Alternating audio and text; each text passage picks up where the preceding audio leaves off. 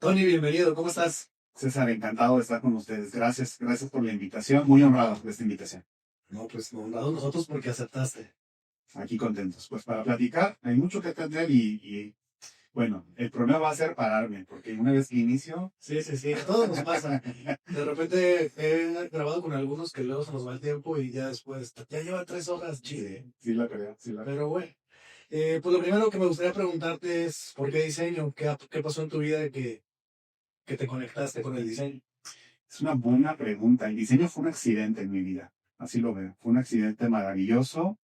No conocía a ningún diseñador, no tenía ningún acercamiento con el diseño. Lo que es más, quizá la primera vez que escuché el término diseño gráfico, lo asocié con algo meramente técnico, ni siquiera lo asocié con una profesión Ujú. formal. Eh, pues quisiera tener una historia maravillosa que contar. De hecho, cuando yo estudiaba la carrera, había un chico que platicaba que desde el kinder tenía la visión de que él quería ser diseñador. Su historia era maravillosa, ¿no? Envidiable. Lo cierto que para mí ha sido un accidente, en realidad fue una decisión que tomé en muy pocos segundos.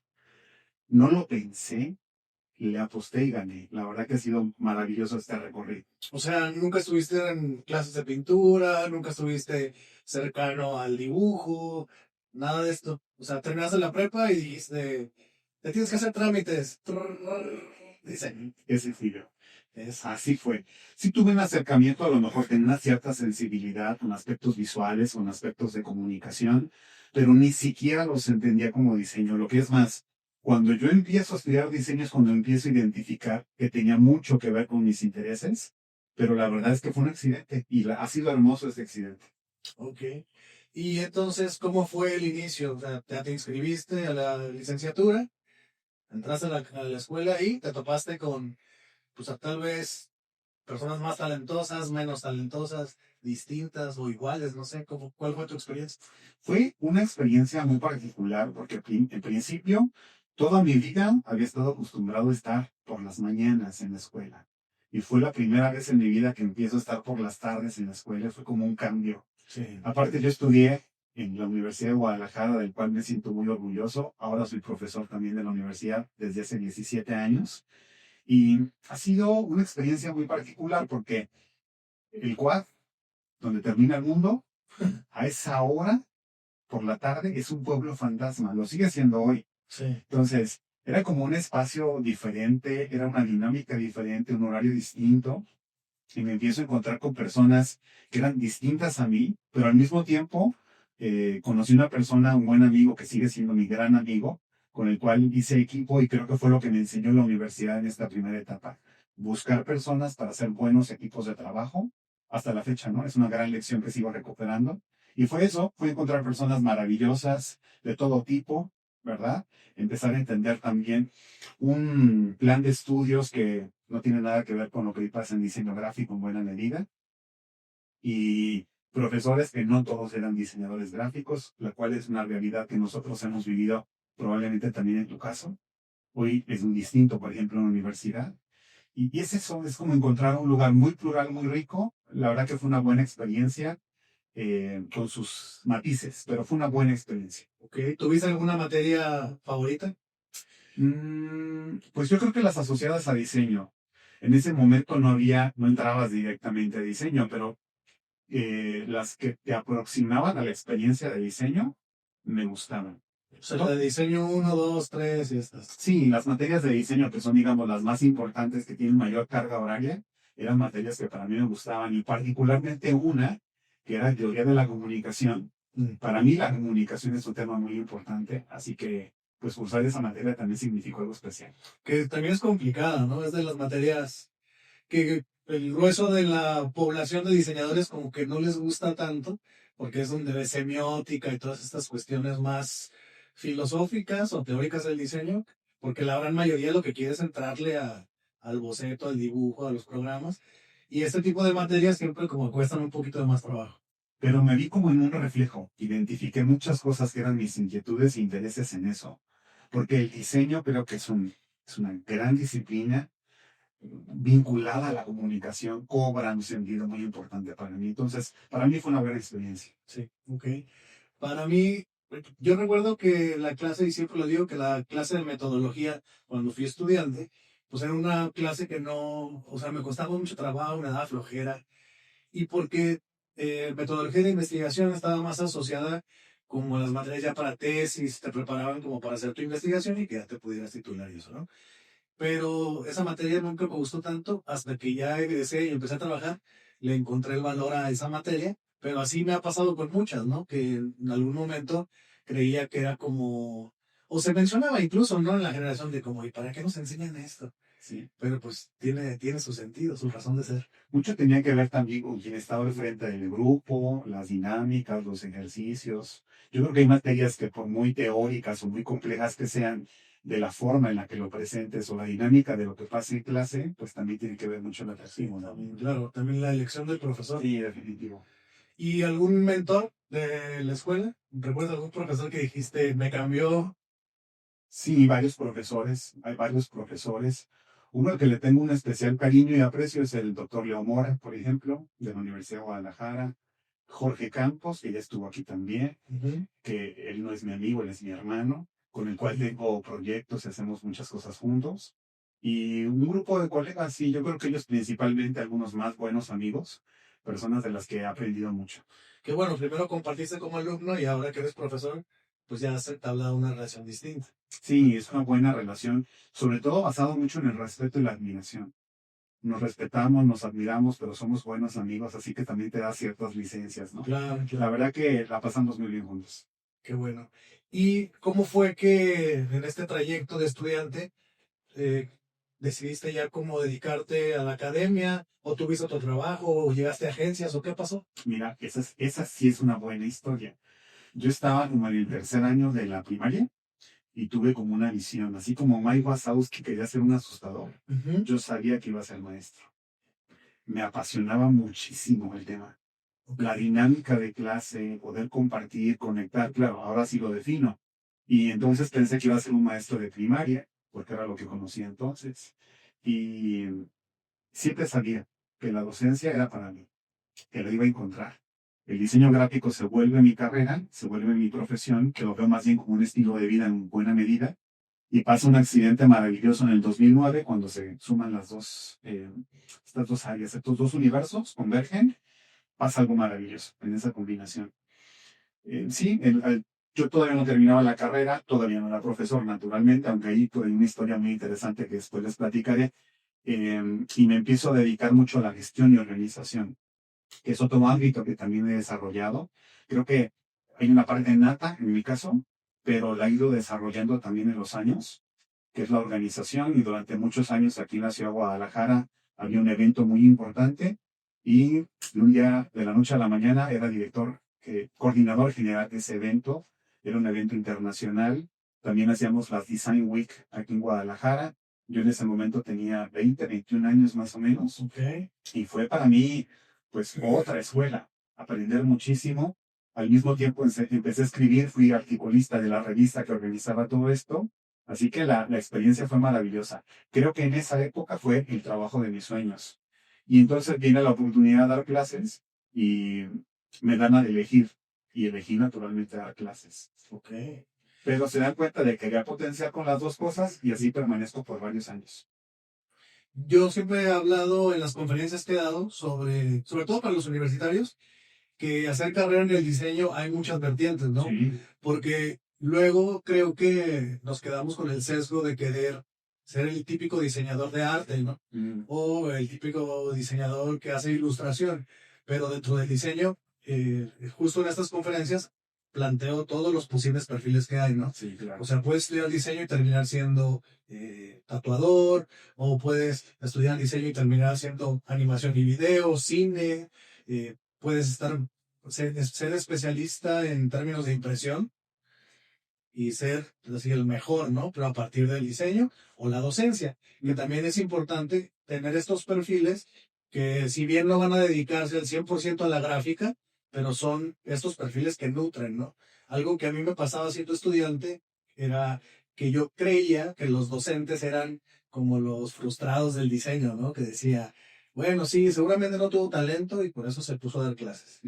Pero ya después que tuve la oportunidad de entrar al mundo de la docencia, dije, pues es algo súper enriquecedor porque puedes compartir lo que sabes, pero desde otra trinchera, ¿no? Y formar los buenos talentos, pero creo que sí, estos perfiles también son necesarios para que no sea simplemente, pues, el profesor del logotipo o el profesor de la ilustración, que es súper talentoso, que hace tipografía y que se basan en la validación del alumno a partir de eso, ¿no? Sí, y aparte ahora hay muchos perfiles. Quiere decir, está el profesor que se dedica solo a ser profesor y lo respeto muchísimo, qué valioso su trabajo. Y habemos otros profesores que nos dedicamos a la vida activa profesional fuera de la docencia y también en la docencia. Yo no entiendo mi trabajo como profesor sin la vida activa, profesionalmente hablando, con proyectos. Y al mismo tiempo esos proyectos se enriquecen por mi vida como profesor. Creo que es como una lógica simbiótica. Uno depende del otro y alimenta al otro. Y estos proyectos externos a la academia, ¿qué proyectos son? Bueno, uno de ellos se llama Brandiosas. En el Ujú. 2018 fundé un portal de noticias en branding que se llama Brandiosas, con B de bueno, con B de branding. Ok. Brandiosas es un portal de noticias que organiza diferentes aspectos. El producto estrella es la entrevista de Brandiosas, donde hemos recibido a personalidades de 40 países. Durante todos estos años, muchas entrevistas, muchas pláticas, muchas públicas, otras que nunca salieron a la luz por diferentes razones. ¿Por qué? A ver, cuéntanos una. Bueno, pues algunas razones de carácter legal, ¿Cómo? algunos, por ejemplo, invitados que hablaron de más o que hablaron de forma inapropiada, según los códigos de lo que a nosotros nos parece apropiado. Así Ok. que a veces habían invitados que quizá decían expresiones o comentarios que me parecían muy desafortunados y era una forma hasta de proteger a tu propio invitado, Claro, ¿verdad? sí, sí, sí. Ya después algún día lo publicaré, lo podremos compartir con el paso del tiempo, pero buenos invitados de muchos países, una buena experiencia. Grandiosas organiza el Brand Day, que es un encuentro internacional con especialistas del branding. La última edición tuvo a 27 países conectados, una gran convocatoria. Y otros proyectos más que hacemos, como por ejemplo este libro, del cual platicaremos a ratito. Ok, perfecto. Entonces, estos proyectos, normalmente los diseñadores estamos acostumbrados a diseñé una pieza, tengo un juguete, Artoy, tengo como piezas como muy visuales. Ya, Pero tu formación, pensando en la parte de la logística, la producción de eventos, ya. el diseño, te enfocaste más en ese tipo de productos. Pues, el hecho de hacer un libro o hacer un portal o hacer un evento. La comunicación y la gestión. Creo que esas son las dos grandes vertientes que yo hago. Y claro, desde hace ya 10 años el branding ha sido el tema que me apasiona, del cual está la parte de la comunicación propiamente en el portal de noticias y la obra publicada que tenemos. Y con todas estas fuentes y de estar siguiendo las carreras de a lo mejor grandes proyectos o grandes diseñadores, ¿en algún punto te gusta ejecutar diseño gráfico? Sí, claro. Bueno, este es el ejemplo. Este libro está diseñado por un servidor Ok, en colaboración con Rodrigo Córdoba. Todo lo que vean en Brandiosas, pues es obra y mano mía también. ok, No solamente la parte visual, sino la parte de la edición. Yo disfruto editar. A mí me encanta editar. Y entonces para mí es mi fútbol, le digo a mi esposa. Yo me puedo sentar con mi copa de vino, con mi máquina a editar y la paso maravillosamente bien. Entonces, bueno, pues claro, hago muchas cosas por amor a mi carrera, por amor a la comunidad también, lo cual es muy importante. claro. Brandiosas es un gran ejemplo de eso.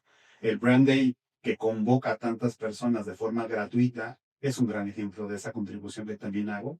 Pero sí, la verdad es que me he diversificado en la carrera de diseño gráfico, donde doy clases desde hace 17 años. Me especialicé en el campo de la producción gráfica impresa, bueno, con ese gusto de decir, no solamente diseño, sino me encargo de gestionar la producción de este libro. Claro, Y es esa parte, ¿no? Es como tener, es verdad, diferentes vertientes, pero hay unas que son tus favoritas. claro, totalmente. ¿Y cómo fue que llegaste al nombre de Grandiosas? Bueno, pues fue igual, un proyecto inicialmente de posgrado de mi Ok, maestría. Yo empecé a visualizar este asunto. No existe hoy un portal de noticias especializado en branding, con la excepción de Grandiosas. Y fue así como lo hicimos en español, me refiero en español, porque hay muchos portales de branding en inglés. ujú, Hice este proyecto de investigación, ese es mi proyecto de tesis que yo desarrollé ok, y lo llevo a la práctica. Comienzo con Grandiosas, grandiosas.com, que es el portal donde todo se genera, y las redes sociales. La verdad es que fue una sorpresa ver la buena aceptación que tuvo el portal de noticias, porque, por ejemplo, la red social donde mayor comunidad tenemos es TikTok, con casi 120,000 seguidores, y más de 20,000 seguidores en Instagram, un poco más, y nos va bastante bien. La gente le interesan las marcas y este universo de comunicación. claro. Entonces, así surge ese proyecto Grandiosas, ve branding, grandiosas, diosas, bueno, había mucho potencial en el nombre. Ok, por ahí fue. Sí, no he visto tu proyecto, pero siempre tenía la curiosidad de, o sea, cómo fue, ¿no? O sea, yo asociaba que era esto, pero también de repente hay historia detrás de los nombres, ¿no? Sí, Que tiene algo más profundo. Eventualmente en un trabajo de naming, pues se busca hacer estos juegos de palabras. sí, naturalmente ahora te lo estoy haciendo como un ejercicio reduccionista, pero fueron cientos y cientos de nombres. Sí, pues si fue tu tesis de maestría, me Y imagino que aparte, pues hay muchos otros proyectos que tenemos en el tintero, que están ahí esos nombres que nos pueden servir, por ejemplo, el Brand Day y otros tantos más, ok. que son nombres que se exploran para fines de la audiencia, pues ahora lo explicas muy rápido, pero el Sí, sí, sí. proceso es complejo. Sí, el proceso es así. De repente les digo a algunos colegas que eh, hablan, retomando también el tema de las metodologías, que en ocasiones por la prisa de hacer las cosas, pareciera que no seguimos el proceso porque ya lo dominamos, pero siempre el proceso es igual. O sea, se Sí, hacen todos los pasos, nada más que con la experiencia, pues ya ni los notas, ¿no? sí, aunque hay que decirlo, se dice que a los pilotos más experimentados se les exige más, las personas que vuelan aviones, porque se confían y es donde pasan los accidentes. Claro. Lo mismo pasa con nosotros como creativas, como creativos tenemos que tener mucho cuidado con no obviar nuestros procesos, nuestros métodos, nuestros sistemas para evolucionarlos y que cada vez sean mejor. Claro. ¿Y cómo fue la experiencia para hacer el libro? Platícanos de esta pieza. ¿Cómo surge la idea de llevarlo a un libro? Mira, lo voy a poner aquí para que lo pueda ver la audiencia. eh, Deliciosas recetas de branding para marcas irresistibles. Lo hago en la compañía de mi socio, Rodrigo Córdoba. Él dirige una agencia en la Ciudad de México que se llama F3. Ellos trabajan para marcas como Nespresso, toda la gama de PepsiCo, fórmulas lácteas de Nestlé. En fin, ellos tienen una gran división orientada al packaging, a la comunicación y al branding. Yo publico un TikTok y él me contesta, me manda un mensaje privado donde me saluda y me dice que él trabaja para esa compañía. Comenzamos a entablar relación. 3 años después tenemos este libro. Fue una relación muy fructífera. Él empezó a ser colaborador en Brandiosas con videocolumnas, donde explicaba temas o abordaba noticias. Ujú. Y empezamos a vislumbrar este proyecto, empezamos a trabajar. Rodrigo es columnista de la revista Merca 2.0. Después se vuelve columnista con nosotros. Tenemos columnistas de varias partes del mundo y le propongo este tema. Y casi junto con la propuesta vino la analogía. Usemos una buena analogía que la gente pueda entender, que no esté únicamente orientada para profesionales, que les va a dar buenas herramientas. Al menos son 40 herramientas clasificadas en este libro para desarrollar y gestionar una marca, pero que también puedan usarlo emprendedores. Y el lenguaje de la cocina funcionó maravilloso para que así fuera, ¿no? Muchas personas lo consiguen en Amazon, este libro se vende por Amazon, Ujú. y ahí las personas compran su libro. Yo siempre les digo, a mí no me crean, vayan a los comentarios lo que la gente opina, lo que expresa sobre su opinión en relación al libro, ¿no? Y es eso, sirve mucho para emprendedores y también ha servido para evangelizar y desmitificar algunos conceptos en relación al branding, ¿no? Claro. Sí, y había leído las reseñas, no había tenido la oportunidad de verlo, muchas gracias por el regalo. Encantado. Eh, pero sí, me parece que este tipo de herramientas son muy útiles, tanto para los estudiantes, obviamente, los profesionales. Yo también colecciono libros, me encanta tener los libros que me llaman la atención, procuro comprarlos, tenerlos aquí y usarlos con los chicos que me apoyan en la agencia. Sí, Porque creo que el libro todavía es una pieza que además de que puede decorar un espacio, bueno, los chicos actualmente todo lo quieren digital, ¿no?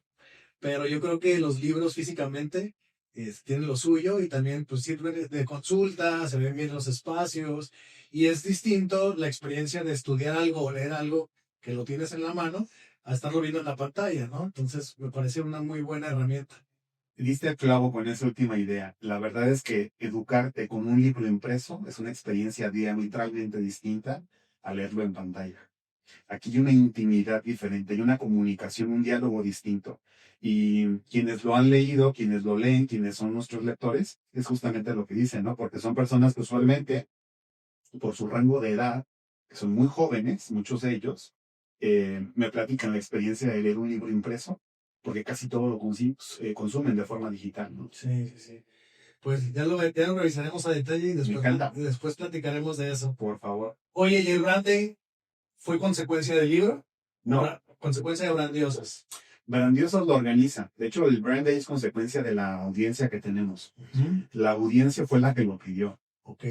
Hay que hacer una reunión, hay que hacer un evento en vivo, hay que tener, o sea, que como esta experiencia que progresivamente publicamos en la entrevista, que te digo es una muy buena experiencia, invitados de muchos países, era llevar ese formato a un evento donde conectáramos un día maratónico de forma ininterrumpida, una charla tras otra conectadita a la vez. Y la idea era eso, que las personas pudieran conectarse, opinar en tiempo real, formular sus preguntas. Era como un convivio maratónico. Los amigos de Chile, que tengo buena relación con ellos, lo visualizan como la Teletón o el Teletón, lo que entendemos aquí como el Teletón, que es un día de transmisión continua, ¿cierto? Que nace con los chilenos. Ahora evolucionan, ya no es un día, ahora será una semana, donde iremos dosificando en horarios particulares para que la audiencia pueda estar conectada, porque después de cierto horario, de la 1 de la tarde, en México, la audiencia de Europa, pues se desconectaba por las 8 horas de diferencia que tenemos con ellos. Entonces es una buena experiencia, he aprendido mucho, yo soy el principal beneficiado de tener a tantas personas con las que hablo. Yo estoy acostumbrado a hacer las preguntas, como en tu caso en este momento conmigo. Me encanta hacer las preguntas, me encanta estar en silencio, me encanta escuchar y aprender. Del éxito de la entrevista de Grandiosas es que yo permanezco casi todo el tiempo callado. Sí, a mí me han hecho el comentario. De repente me dicen, pues que hablaste muy poco, no hablaste. Digo, pues, ¿qué importa? Estamos hablando, o sea, que el invitado es el que debe de hablar. Es que un gran entrevistador logra eso, detonar en su interlocutor buenas ideas, conectar, escuchar, dar ese reflector importante. Y a mí me encanta, la verdad, yo logro aprender mucho porque no solamente son diseñadores, ilustradores, modeladores 3D, personas de la locución, el doblaje, periodistas, es decir, las marcas en toda su manifestación posible, ¿no? Y esa experiencia es muy bonita. Sí, enriquece mucho y como dices, el beneficiado principalmente pues es el que entrevista porque al final pues preguntas tus dudas o es tu clase uno a uno, ¿no? Que después la compartimos, pero creo que el interés de invitar a alguien pues es conocer su trabajo y conocer su forma de llevar a cabo sus cosas, ¿no? Entonces me parece muy interesante esa parte. Oye, y en el branding, eh, bueno, en Brandiosas, ¿cuántas personas te ayudan? Porque suena a que es mucho el trabajo. Y si lo haces tú solo todo, tienes asistentes, ¿cómo lo haces? Pues funcionalmente soy yo en Grandiosas y colaboro con algunas personas. Ahora, por ejemplo, hay un equipo de estudiantes conmigo colaborando en ciertas tareas o actividades que estamos programando, pero funcionalmente la mente maestra y la mano de obra soy yo. Ok, De Grandiosas me encanta. La parte de las noticias, las reseñas, esa parte la atiendo, pero lo mismo que la parte de la coordinación de los eventos, la publicación de las notas, la edición. Te digo, algo de lo que yo disfruto muchísimo, aparte de las entrevistas, es sentarme a editar. Y esa parte me va muy bien. Desarrollas mucha habilidad también. No sé, la verdad es que es mi juguete y hasta ahora he jugado con mi flota muy a gusto. no, sí, sí es mucho trabajo, Sí, porque el tema de estar editando y todo esto sí requiere mucho tiempo. ahora tenemos un formato de noticias por semana, donde publicamos al cierre de cada semana un video cortito de 2 minutos, minuto y medio, donde platicamos las noticias de la semana. Y es eso, es como el chismecito con B de branding, Sí. del bueno. Y le encanta a la gente, ha tenido muy buena respuesta. Y seguimos trabajando con nuevos formatos. Cada vez hay que decirlo, la gente consume productos más cortos. Sí. Una entrevista larga es difícil de que la vean completa. Bueno, tú lo haces muy bien atomizando los contenidos, que es parte de lo que hacemos quienes estamos en los medios. Pero es una experiencia muy enriquecedora, vale mucho la pena. Algo que también te quería preguntar, de los invitados que has tenido en Brand Day, ¿cuál ha sido alguno de los invitados que te ha dejado así como sorprendido? De que no lo conocías, tal vez conocías un poco de su trabajo o de la fama que podía tener, y de repente conocerlo, platicar con él. ¿Alguno tienes así? Yo creo que hay uno que toca mi corazón de forma especial, don Luis Pérez Pons. Don Luis Pérez Pons es un venezolano, él murió hace 2 años. A nosotros nos dio la última entrevista antes de fallecer, a un mes de distancia, un hombre de la tercera edad, un hombre que toda su vida se dedicó al doblaje. Él era la voz de Don Cangrejo en Bob Bob Esponja. Esponja. Y era la voz de El Precio de la Historia y muchos programas de History Channel. Pues un hombre que toda su vida se dedicó al doblaje y la locución. Y un hombre humilde, sencillo, con mucho glamour a su alrededor, con mucha experiencia, pero él se conectó en su sala y después me presentó a sus nietos y me presentó a su familia. Hubo problemas técnicos por la zona de donde él vive con el tema del internet. Volvimos a grabar, nos volvió a dar una segunda entrevista para aspectos técnicos que teníamos que reforzar. Un hombre bueno y generoso, que habló precioso de la vida a muy poquitos días de morir. Esa historia a mí me toca el corazón. Están a punto de cumplirse 2 años de esa historia. Pero lo mismo, pues muchas grandes personalidades. Un chef José Ramón Castillo, por ejemplo, de MasterChef, que te habla de su experiencia como chef gestionando su propia marca personal, de sus marcas, cómo lo hace. Grandes celebridades, muchas personas del diseño gráfico. Por ejemplo, hace unas cuantas ediciones tuvimos a Martina Flor, ya sabes a quién me refiero, una argentina que vive en Berlín, que vive de las letras, maravillosa, una mujer de negocios excepcional. Tú entras a su sitio de internet y aprendes más que de lettering y caligrafía, aprendes de negocios. Es un sitio súper bien diseñado Sí, sí, sí. para el negocio creativo.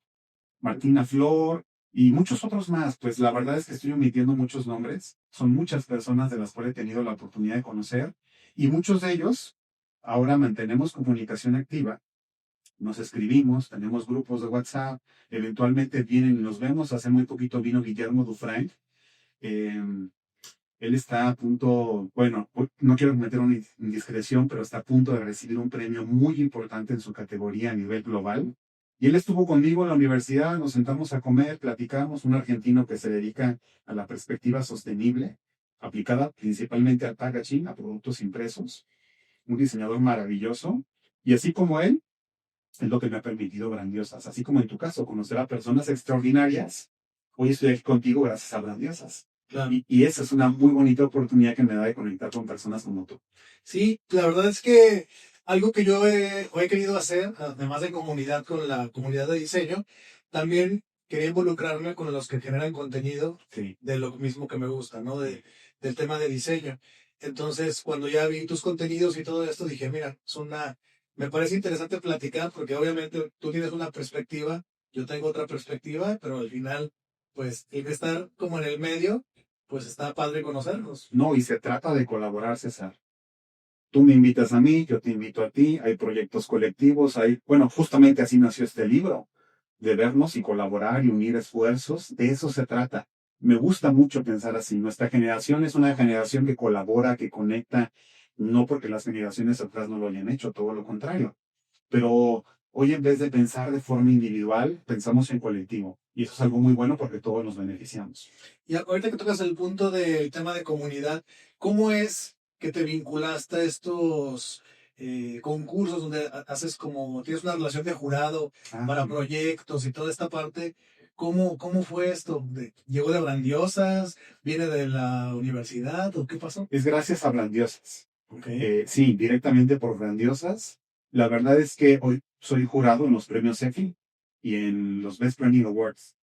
Ser jurado es una responsabilidad enorme. He aprendido muchísimo, porque aparte estás con tus pares, que son grandes perfiles de la industria, y todo es gracias a Grandiosas. No he tenido que buscar un espacio o buscar contactar a alguien, fortuitamente se ha dado, porque yo creo que cuando trabajas de forma diligente, muestras la calidad que haces o que tú puedes producir y lo compartes, es muy fácil que empiecen a conectar contigo, ¿no? Así ha sido en el caso de Grandiosas. ¿Y cómo es ser jurado? Porque llegan un montón de proyectos, ¿no? La jura es un proceso difícil, pero a ti como jurado, al menos en mi caso, hay, digamos, el grosso del jurado, hay un gran jurado aparte, pero hay una organización. La organización, por regla general, depura, clasifica y selecciona. Tú como jurado ya tienes una serie de proyectos por evaluar, con unas rúbricas y con unas directrices súper claras. Después, de forma individual, evalúas, después te conectas con todo tu mesa, tu equipo, discuten, debaten, cambian puntos de vista, retroalimentan, inclusive descalifican ciertos proyectos, o algunos se reclasifican en otras categorías, pero la experiencia siempre ha sido muy buena. Porque yo, por ejemplo, estoy con el directivo de Warner, o estoy con el directivo de una empresa transnacional, lo mismo que alguien de un medio de comunicación. Pues las visiones son tan ricas y plurales que también de ahí se dan muy buenas relaciones. Ok. Yo siempre he tenido la duda de cómo hacen los concursos, porque normalmente el que se inscribe al concurso manda su proyecto. Si no sales en la selección final, pues no pasa nada, ¿no? Entonces me llama mucho la atención, pues qué sucede con tantos proyectos que se envían y que pues nada más se descartan y al final no se sabe, ¿no? O sea, nada más te llegó el correo de eh, tu proyecto no fue seleccionado. O sea, sí te mantienen como en esa información, pero como que nunca te da retroalimentación de por qué no pasó, por qué sí o algo así, ¿no? ¿Sabes qué, César? En la experiencia de lo que yo he visto, estos organizaciones tienen procesos súper rigurosos. Dices bien, puede ser que se necesite algo más como para mayor contexto, pero tienen procesos muy rigurosos. Sus equipos naturales, los equipos que ya colaboran, digamos, del día a día con ellos, son muy cuidadosos, de tal forma que tú como jurado, cuando ya evalúas ciertos proyectos, Mm, ya ves proyectos que tienen potencial. Quiere decir que seguramente identificaron algo que faltó. También no solamente es la parte estética, obviamente el diseño no es solamente estética, sino algunos aspectos de cómo planteas y cómo argumentas. Creo que una parte que nos falta a nosotros mucho es saber comunicar de forma asertiva. Fíjate qué irónico. Somos diseñadores para la comunicación gráfica, al menos eso dice el título, y no sabemos comunicar. Esa parte es muy sensible. Sí, esa es la que menos nos desarrollamos, ¿no? Porque por lo regular estamos puliendo el trazo, manejando los vectores, si vamos a retocar, ahora con la inteligencia artificial, pero y la comunicación, el redactar, el entender cómo están las palabras dispuestas en un mensaje, toda esa parte creo que se empieza a dejar de lado, ¿no? Sí, y fíjate, esta semana en las noticias grandiosas publicamos como una marca muy importante mexicana presenta su rediseño de marca y tú simplemente por ojo te das cuenta de que está mal dibujada vectorialmente. Tiene fallas terribles, pero lo supieron vender y lo supieron argumentar muy bien, lo supieron comunicar. Por más que la parte plástica adolezca de ciertos aspectos, lo cual es muy, pero muy malo, qué mal que ya ha sucedido, pero saben vender y argumentar. Esa parte nos falta a nosotros soportarla. Pero yo creo que eso pasa mucho, ¿no? O sea, no sé, todos los últimos escándalos que ha habido de rediseños de marcas tiene que ver con algo como esto, ¿no? O sea, tal vez tienen muy buen argumento, Sí, pero la ejecución gráfica no está tan fina, pero entonces ahí entramos como en la controversia, ¿no? sí, Un muy buen argumento con una pieza diseñada mal, o viceversa, con poco argumento, pero una pieza exquisita, entonces ahí es donde se complica la situación. qué bueno que lo platiquemos porque es un tema que tenemos que atender y lo hacemos desde nuestra área, mejorando la calidad de lo que hacemos, cómo lo comunicamos y hay que compartirlo en las aulas, ¿no? Esa parte es muy importante también. Sí, que tengan la conciencia de que, o sea, que sí lo investiguen, que lo argumenten, pero también que lo ejecuten bien, porque en los últimos casos que hemos visto, no sé, el rediseño de Coppel o rediseños de otras marcas, incluso se hacen fuera de México, Sí.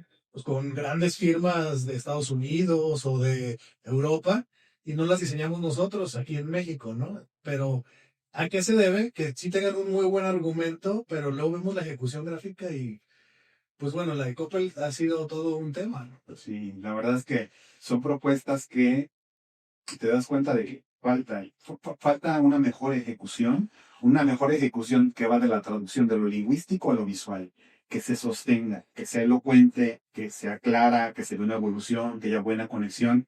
Y no solo eso, César, sino también que se sepan las marcas comunicar muy bien con sus audiencias para explicarle que algo está cambiando y no de la noche a la mañana presentes un cambio. Porque para muchos es arbitrario, es como raro de pronto ver una nueva marca gráfica a la cual tú compras todos los días y dices, hey, espérate, esa marca, tú haces negocio, pero esa marca es mía como consumidor, tienes que pedirme permiso, tienes que explicarme por qué estás cambiando, como sucede un poco en la relación entre seres humanos, ¿no? Claro. ¿Cuál es tu opinión del caso Jaguar? Jaguar es un caso complejo porque tiene varios elementos. Uno, el aspecto social, un aspecto duramente político también ahí está mezclado con algunas ideologías y la forma en la que han respondido. Jaguar, no solamente en la parte plástica, en la comunicación, en el diseño, ha fallado, sino en los negocios. Los números no los favorecen. Las últimas indicaciones, las últimas mediciones demuestran que les está yendo mal, pero no han querido cambiar y están en su idea de que están en lo correcto. ¿Te imaginas? El caso Jaguar es paradigmático en el sentido de una gran marca con un gran capital marcario, lo pierden y aparte se montan en la idea de que ellos están en lo correcto. Pues es el loco que va en sentido contrario, ¿no? Claro, sí, sí. Para mí sería como la forma más sencilla de explicarlo. Es un caso bien interesante.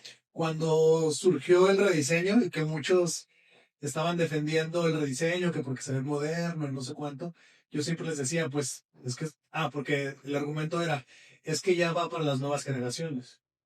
Y lo que yo les decía a estos colegas, les decía, bueno, va para las nuevas generaciones, van a conectar con un público joven, qué bueno, pero ese no es su mercado. Quien tiene el poder adquisitivo para comprar un coche de esa marca, pues ya son los que están mayores. Y echábamos la broma entre los colegas y les decía, es más, actualmente yo no puedo comprar un Jaguar. Entonces esa marca ni conecta conmigo y seguro tampoco conecta con su mercado. Y justo en la conclusión final de esa charla yo les decía, a ver cuánto se tardan en cambiarle, porque se veía que no iba a funcionar. Los números están diciendo eso, Sí. pero ¿cuánto va a tardar para que lo cambie? Es un daño, yo considero que es un daño a estas alturas casi irreversible. Es un daño profundo. Una marca que no sabe escuchar y hacer una lectura clara, y aparte se monta en su idea de que él tiene la razón, que ellos tienen la razón, con una clara ideología, complejo, muy difícil. Además, ya hablando específicamente del diseño de la marca como tal, o sea, creo que era súper diseñado la figura del jaguar, la parte tipográfica, y después vemos la otra y es como mezcla de mayúsculas con minúsculas, no sé, terminaciones redondeadas como algo LED, no sé, como que Se ve primitivo y te digo, pierde un capital marcario muy poderoso. ¿Cómo lo hizo Nissan? Bueno, Nissan lo hizo con relativamente buen éxito, es decir, evolucionó. Es verdad que al principio puede ser que guste o no, pero muchas marcas hacen esa buena lectura. Y también hay que diferenciar justamente en esto que platicamos entre el rebranding y el rediseño, que son aspectos que se parecen, a veces lo utilizan como sinónimo, pero son aspectos diferentes. claro, ahí es otro punto muy importante. Actualmente los clientes piden su branding, ¿no? Tal Sí. cual, pero se refieren al diseño de un logo. Entonces, cuando en algún punto con los clientes quieres darles un rediseño de branding, o sea, todo lo que implica hacer ese cambio, dicen, no, no, no, no, no, yo nada más quería mi logo. Bueno, entonces estás pidiendo un diseño de logo, ¿no? Y como los clientes ya se acostumbraron a nombrar el diseño de logo como branding, pues ya se quedó y ya de repente lo vendemos así, ¿no? Pero, siguiendo la metodología de esta Carolina Kairos, Ya. ella, Amiga, hoy platiqué con ella. mira, ella también tiene muy bien su sitio de venta, así como hablábamos de Martina Flor, también ella tiene todo bien acomodado. Y bueno, su libro y toda su metodología es muy interesante y pues la parte del diseño gráfico o la ejecución del dibujo, pues es un pedacito muy pequeño. Sí. Justo he platicado con Carolina, te menciono, porque también está invitada al Brand Day. 3 años consecutivos ha estado invitada al Brand Day. Carolina es una mujer brillante, una excelente mujer para las ventas, una excelente profesional. Sí, en efecto, es un eslabón más. Cuando yo estudio la maestría en desarrollo y gestión de marcas, me queda clarísimo que la marca es un eslaboncito, la parte del diseño en la marca es un eslabón de una larguísima cadena. Ahora estoy en el doctorado es Dirección e Innovación de Instituciones y digo, wow, el branding es una cadena chiquitita junto a lo que significa una organización. Al final, el seguirte estudiando y cultivando te permiten tener una perspectiva más nutrida. Pero sí, en efecto, en la parte del diseño cumple un valor muy importante. Hay diseñadoras, diseñadores extraordinarios con gran crecimiento también, pero cuando lo mezclas con una visión de negocios, de comunicación estratégica, es donde realmente esto se vuelve un negocio. Y que también ha cambiado un poquito la forma de ver el diseño.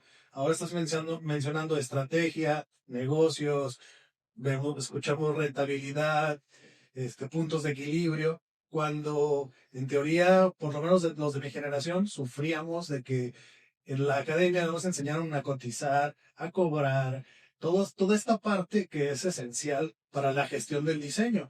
Y siempre se vinculaba más a cuestiones artísticas, pero creo que tiene unos cuantos años que se está buscando esta nueva línea del diseño, del diseño estratégico, del diseño de negocios, ¿no? Sí, el diseño como tú y yo lo estudiamos, ese diseño hoy ya no existe, funcionalmente ya no existe, porque las necesidades de la gente han cambiado, la sociedad ha cambiado, no es la misma de hace 20 años. Y entonces sus necesidades cambian y la forma en la que también vendemos nuestros servicios tiene que cambiar. Muchas personas me dicen, estudiantes que egresan, ¿dónde debería de cultivarme? Quiero tomar cursos de lettering o quisiera...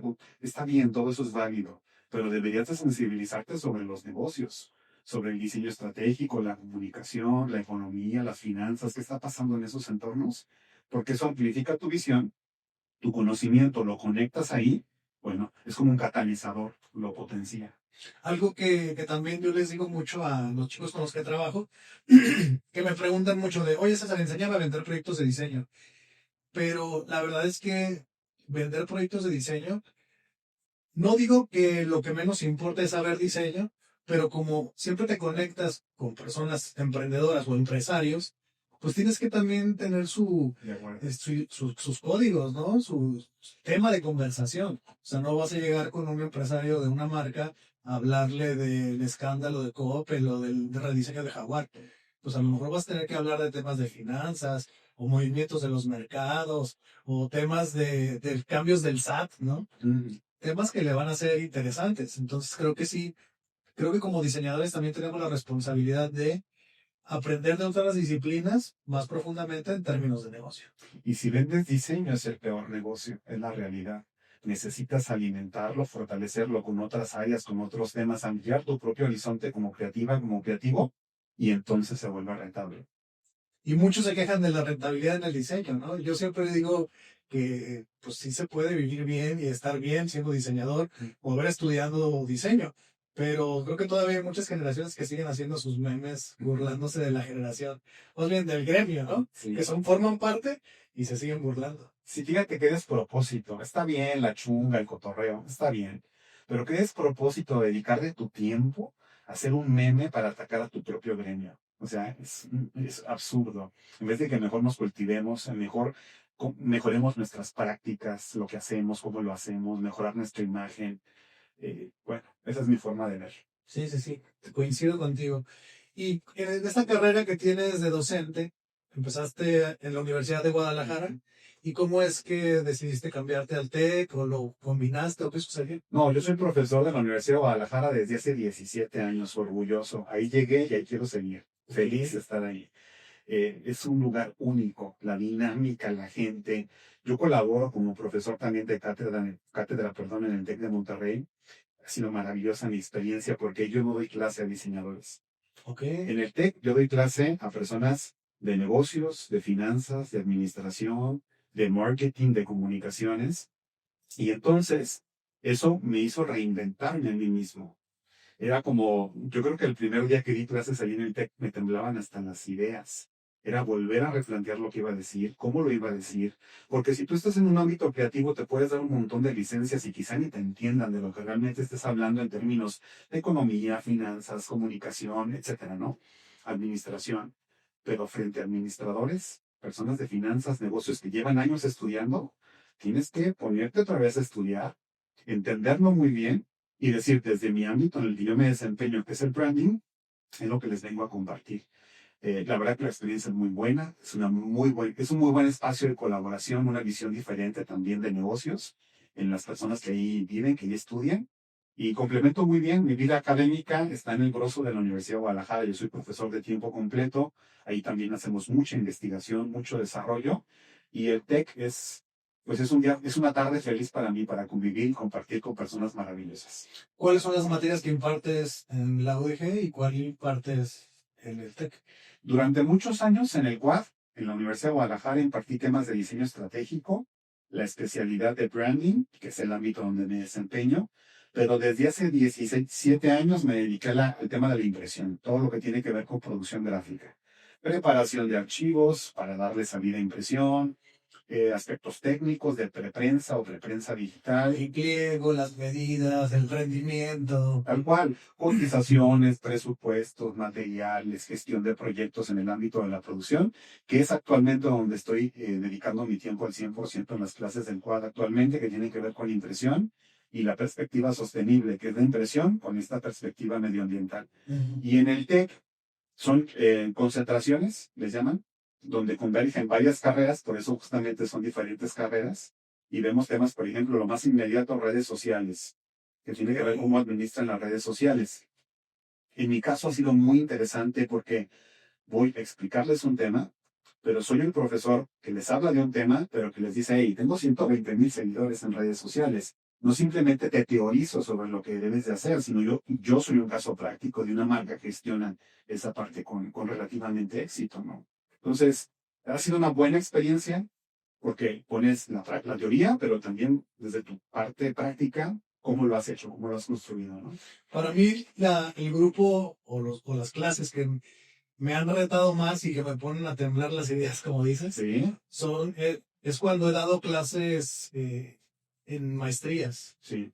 porque ahí, o sea, todos saben. Ujú. Cuando das en licenciatura, pues como dices, puedes a lo mejor relajarte un poco porque vienen de la preparatoria, en algunas universidades pues vienen como muy juguetones todavía, sobre todo si toca los primeros semestres, Ya. o esta visión de la escuela como, no sé, como que no le ponen tanta atención Claro. y pudieras sentirte más relajado en las clases.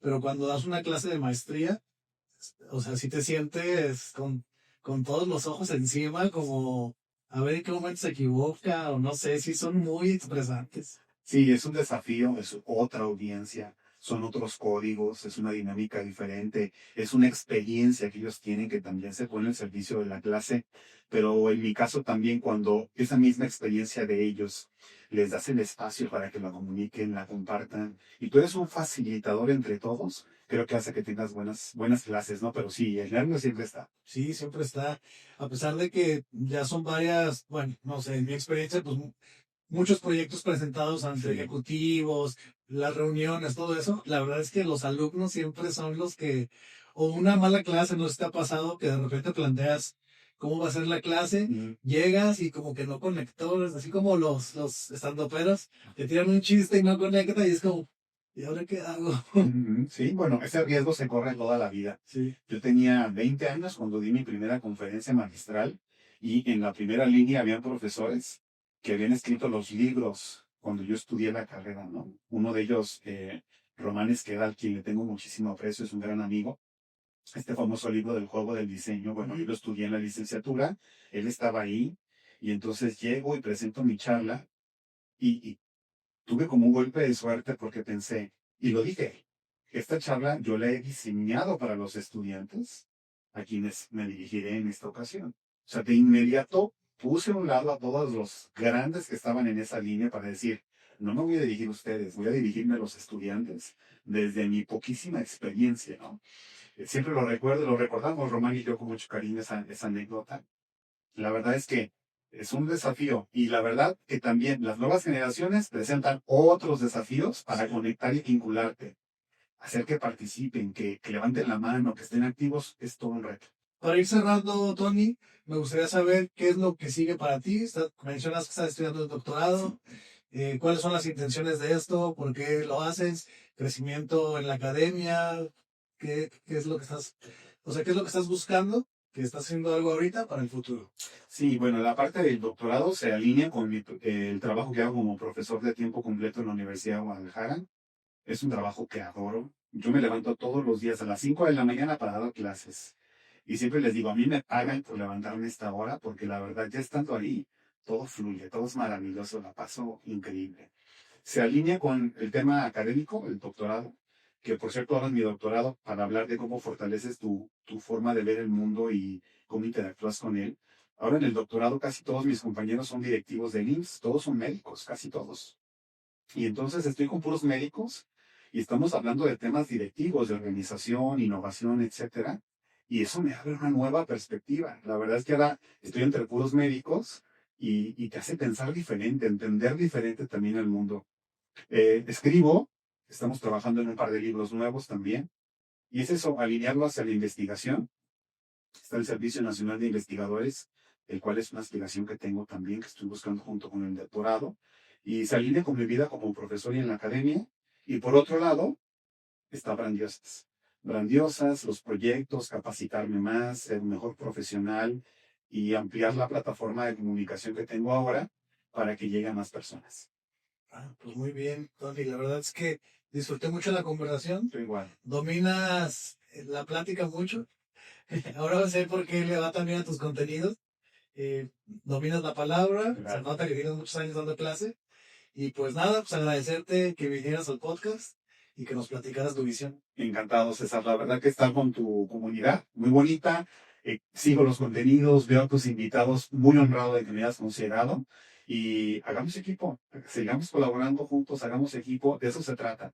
Crecemos juntos y conectamos y unamos esfuerzos como plataformas para que más personas se beneficien. Pues yo también estoy abierto cuando quieras. Nos vemos ahí en Brandios. Genial. Muchas gracias. Gracias, César.